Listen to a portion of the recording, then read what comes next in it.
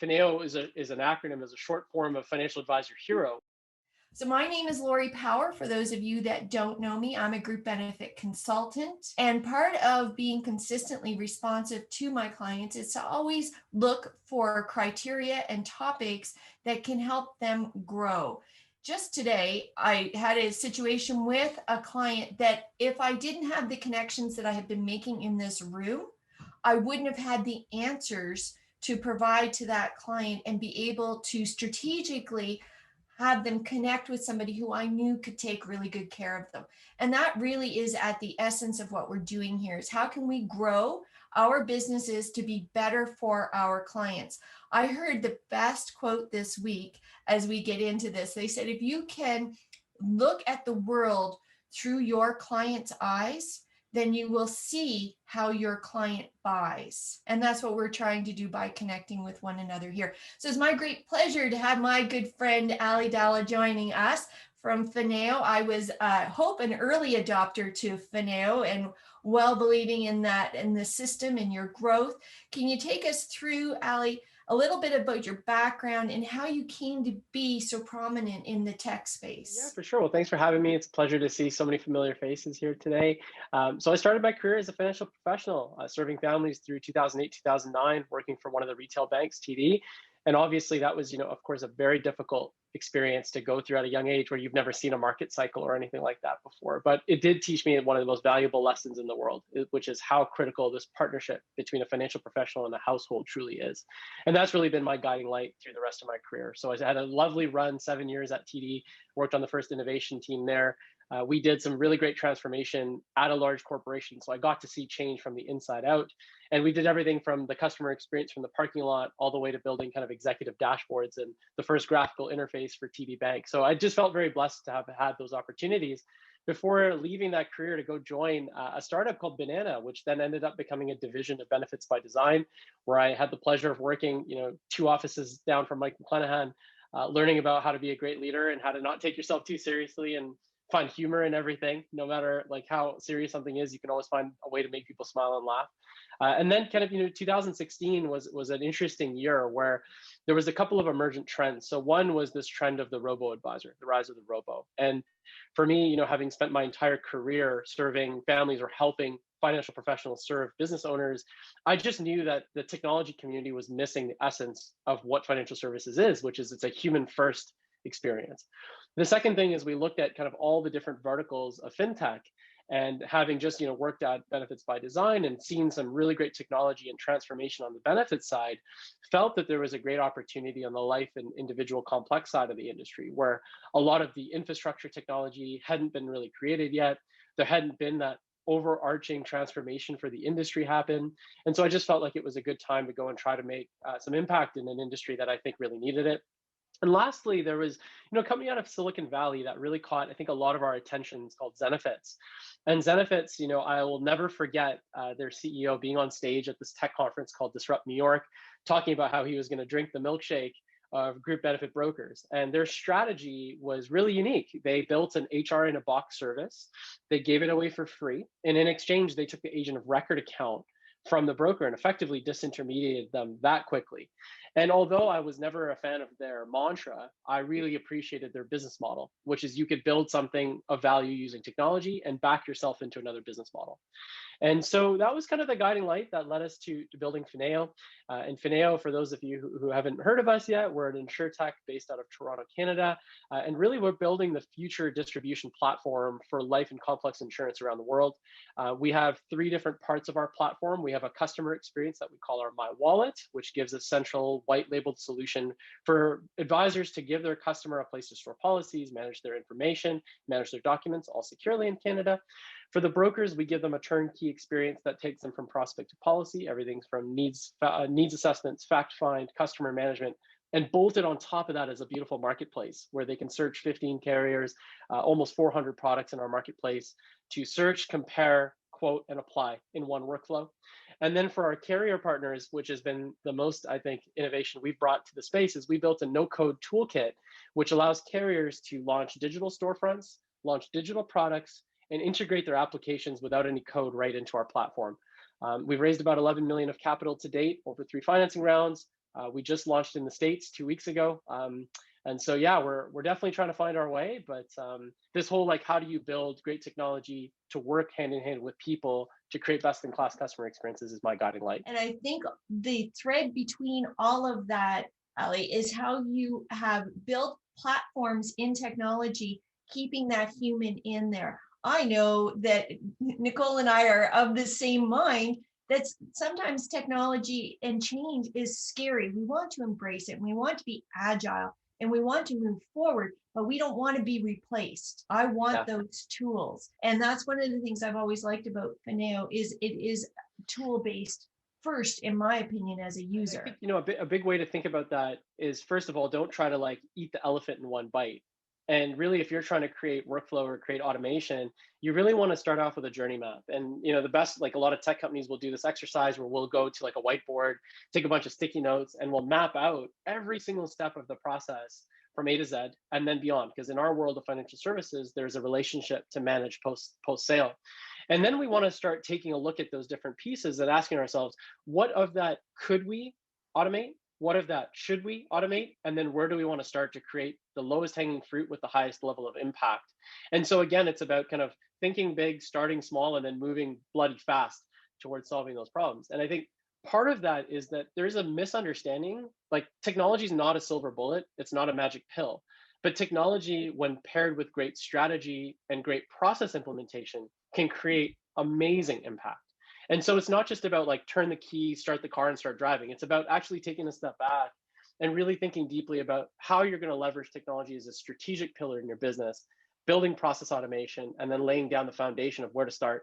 And don't try to like solve it all at one time. What have you seen from those technology platforms when you're in that tech space that actually come out of the gate, much like you said at the beginning, looking to replace that advice, that consulting element? Have those been sustainable over the long term? Is that something that there's an appetite for? Yeah, I think there's a few trends that we can look at. So one is just how do consumers purchase, like in e-commerce, in every side of their business, not just in financial services. And I think what we've realized, over the last half a decade, especially, is everything's on demand, everything's at my fingertips. I can shop, purchase, buy, research all anytime I want to. So this whole like information access is becoming critical. The second point that I think is important is this world of information asymmetry, where if we take an analogy from an old world of like, think about cars, you used to go into an actual dealership. That person would sit on one side of the table. They'd have all the information on the car spec, the price, the different packages, and then they would give you information like when they felt like you needed it. Now the world's reversed. The consumer has made most of their purchase decision before they even sit down with you. They talk to their uncle, they talk to their aunt, they've done their own research on Google. So now we have to think deeply about value creation in a very different way. And part of that is reducing friction in the process. And I think creating a standard in terms of I am able to serve you anywhere, anytime, in any way that you want to be served. And kind of giving the customer the choose your own adventure path where you can work with me in the full end-to-end experience, or you can work with me for a part of the experience. But I'm going to give you the framework that you can purchase or use my services in any which way that serve you best as a consumer. So I think it's more of a paradigm shift of like the old guard having to remember consumer is now in control versus the financial professional being in control. I think you bring up a really good, valid point to a lot of us in the marketplace right now as consumers. So speaking specifically as a consumer, sometimes I think that remembering the part that we play is critical. So a good, for instance, is we needed a new lawnmower and we did all those things. I didn't do it. My husband did it. Like, let's be serious here. But we did all those things ahead of time. He went online, he knew exactly what he wanted to purchase. He read all the reports, he was watching YouTube all over the place. And then he goes to the location that is supposed to be able to sell that. And the service was so poor that he did not get the time of day, to which they said to him, well, why didn't you just order it online? Well, he didn't order it online because he still had some specific questions that he wanted expert advice on. That I think is a bit frustrating from a consumer point of view when people rely too heavily on that tech. Yeah, it can be. And I think the other piece is the disconnect between where you start your journey, where you finish your journey. So for example, like your husband did a bunch of research, understood his product spec, right? But had that information been able to go to that sales rep, knowing that your husband was coming in, they could have been prepared, hopefully, with the right information to help him make that purchase on the spot, slowing down that cycle time or the friction between the decision and the purchase, because I think that's where most deals get killed. And then allowing that your husband to hopefully walk away and say, hey, this is the best place to ever buy, because not only did they understand me in the moment, they were prepared for me coming into that office. And I think that there's, again, a paradigm shift to be had there. The other piece that I think is fascinating is when we take a look at other industries. Uber to me is one of the best examples of this. Like the proliferation of Uber could only exist after we had smartphones that had geo tracking, right? And so there's also this like moment in time where you can truly solve problems, and other times where you have to wait for solutions to catch up before you can solve particular problems. And I think our industry in financial services is right in the cusp. So there's a lot of companies that are trying to, disintermediate, go direct to customer. Why? Because it's low hanging fruit and it's easy. It's easy to capture attention and market share that way because nobody's really playing in that space. So what does that mean to us as companies who are building independent businesses? Well, we have a great opportunity in brand development. We have a great opportunity to be seen as thought leaders in the right spaces. Telling our story is something that's more impactful now than ever, because trying to just be one of the herd is not going to differentiate you in any which way, especially when technology starts to level the playing field across people's offerings. A good example in the insurance industry is the carriers who came out with their first electronic application were the ones that won market share early.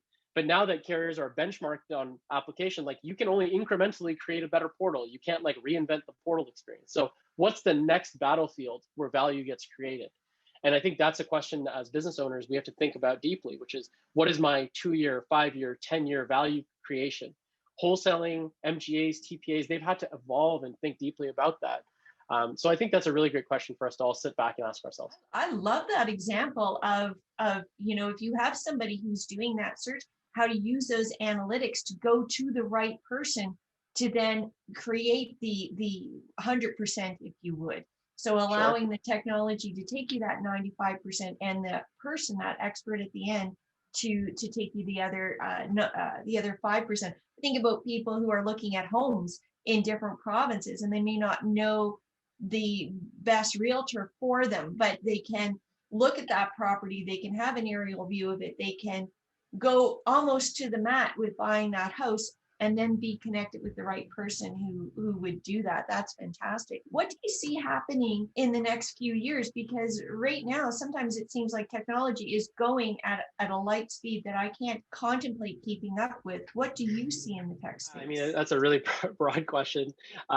Maybe would you like to narrow it down to like an industry segment or just technology at large? Because I want both. So let's talk industry for those of us that are in insurance, but for those of us that aren't, what are you seeing, because you're part of that tech space? Okay, so let's start with the industry. I think that 5 years ago there was this discussion of, well, we got to do cloud transformation, and then we have to go omni-channel. Like that was the buzzword 5 years ago. Everybody's got to be omni-channel, and I think that the omni-channel experience of I'm just going to place my product in different areas now has to be reinvented.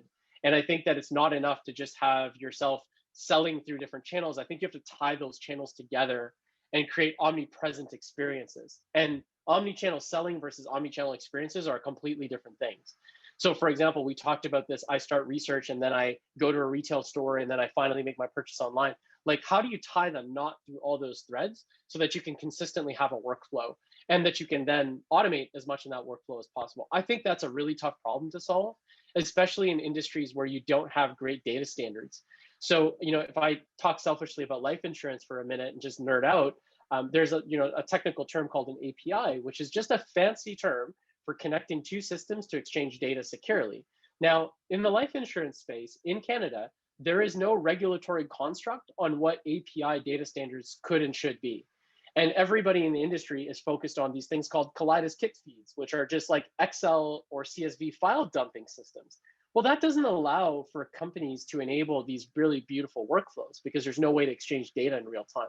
So I think step one as an industry is we actually have to think about what is the 10-year vision of the industry and then start at the data layer. Because if we don't solve the data layer, we're going to be hopping around portals and like duct tape and shoe leather and like spaghetti holding everything for the next decade. And I think we really need to get regulation involved, because regulatory shift can actually be the biggest catalyst of innovation.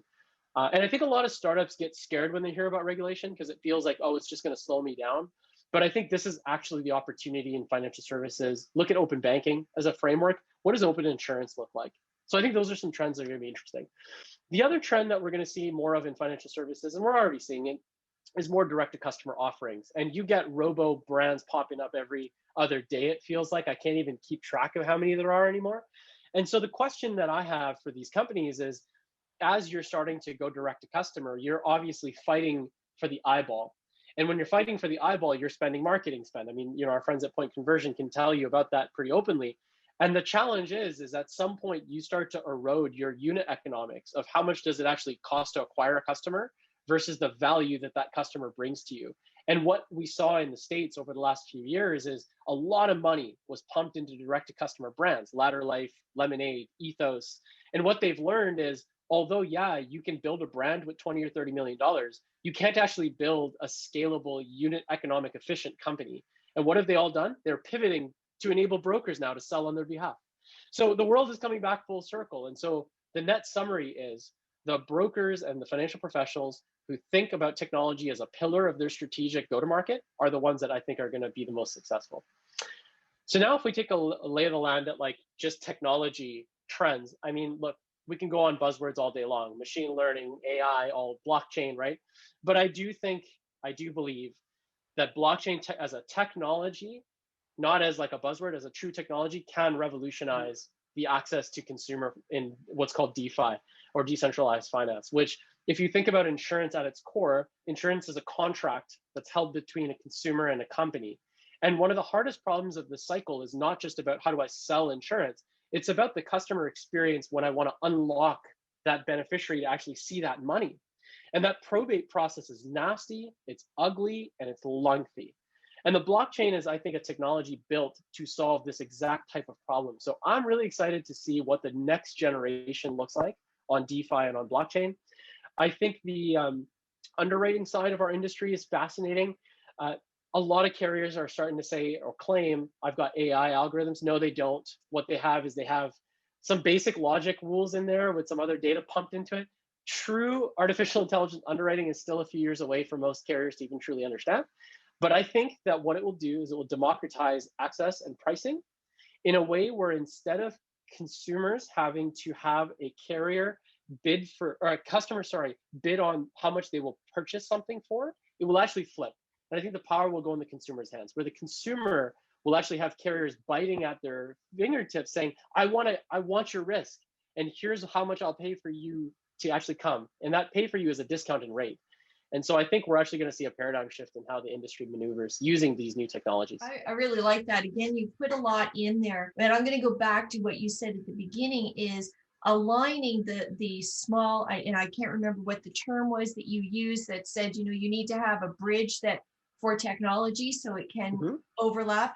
I feel sometimes that's where I live day to day. I know when Nicole and I are talking that sometimes it's like, listen, if I can do an e-transfer in 3 seconds, why can't I enroll somebody and see them uploaded onto the system? Right.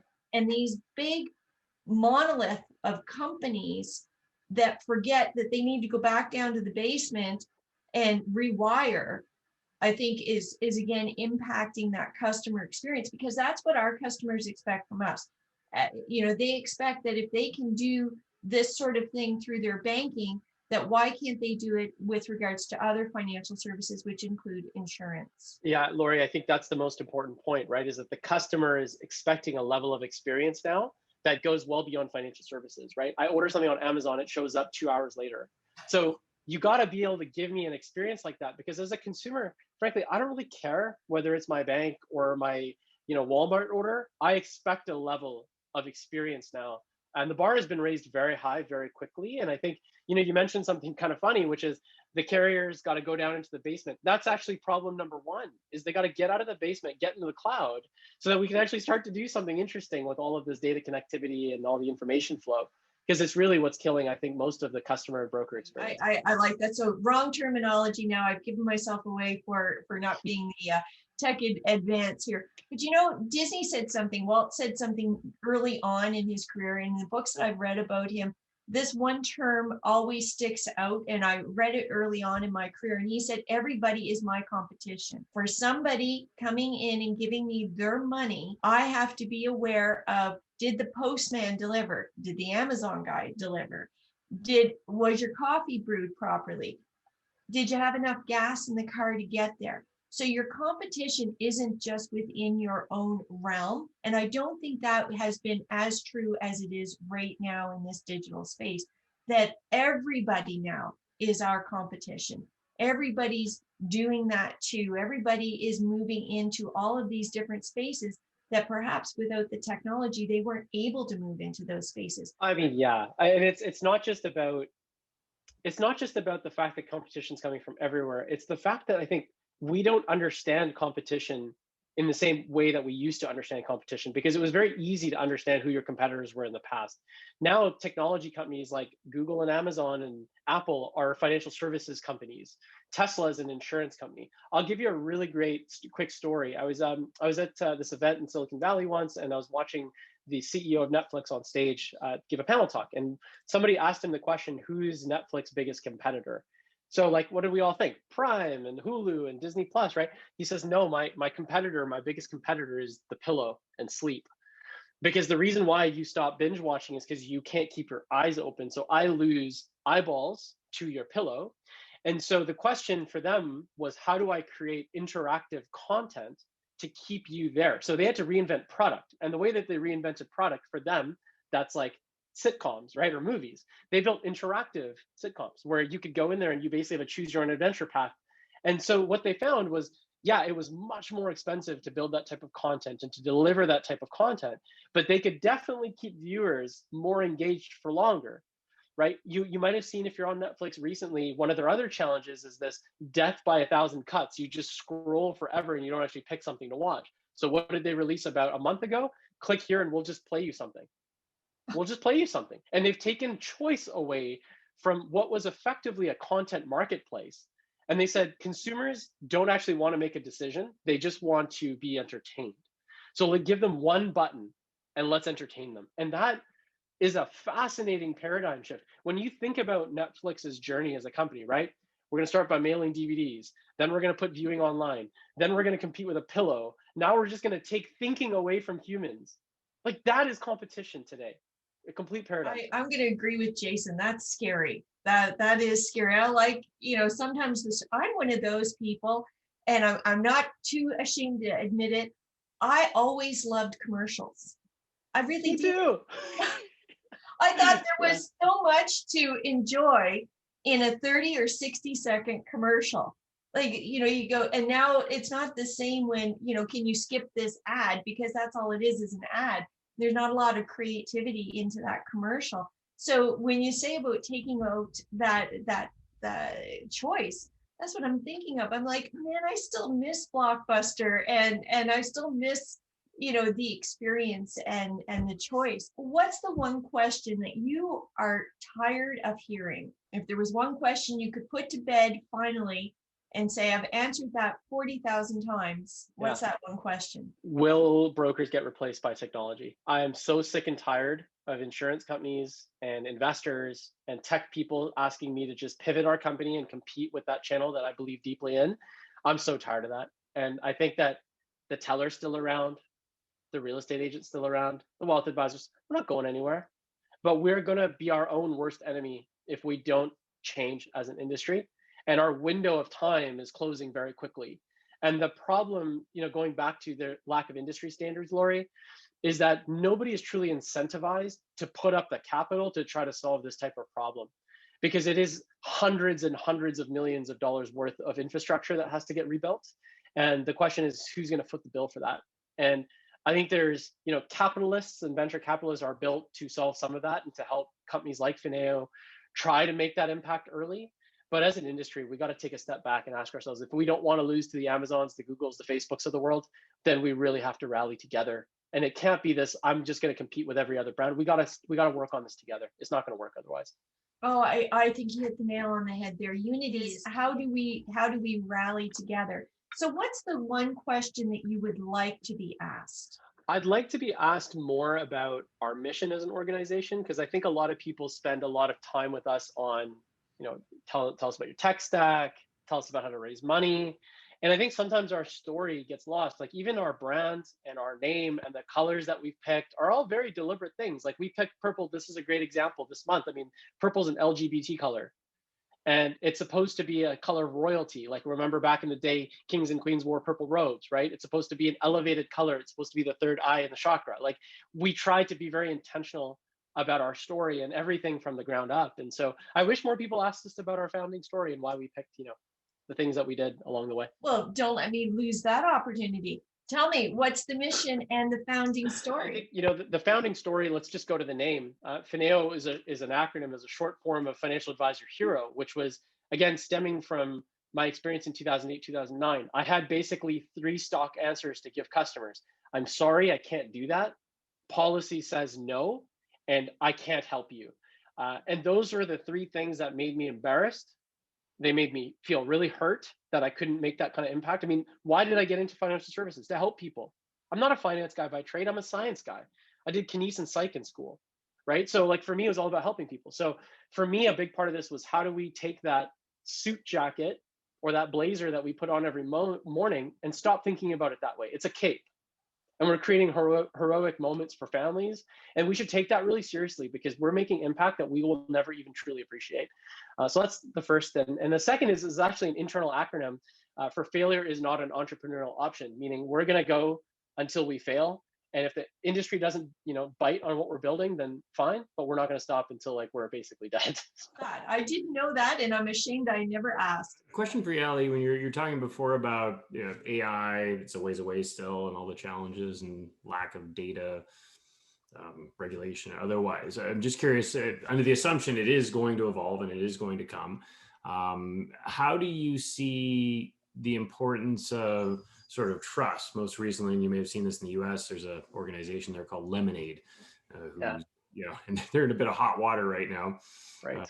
For apparently using AI and other data in ways maybe they shouldn't have. But just your broad comments of how do we, because the customer ultimately it's their data, how do we maintain the trust and that kind of thing? Yeah, it's a great point. I think what Mike's referring to is that there was a tweet put out by a company called Lemonade talking about their artificial intelligence algorithms and how effectively there was bias and discrimination baked in. So the question that we have to think about is when we want to leverage technologies like artificial intelligence and machine learning, what are the data sets that we're providing to those machines to learn from? And if we're giving them pure historical data that was man or woman or human made, then inherently there is bias and risk that is being now put into the computer.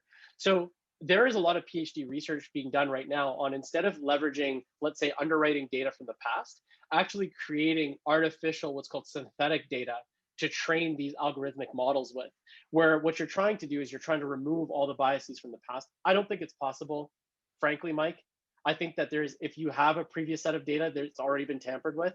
But I think what we need to do is to create human loops into the AI strategies to say, well, we'll let the machine make 85 to 95% of the decision, but we're still going to hold ourselves as an organization accountable.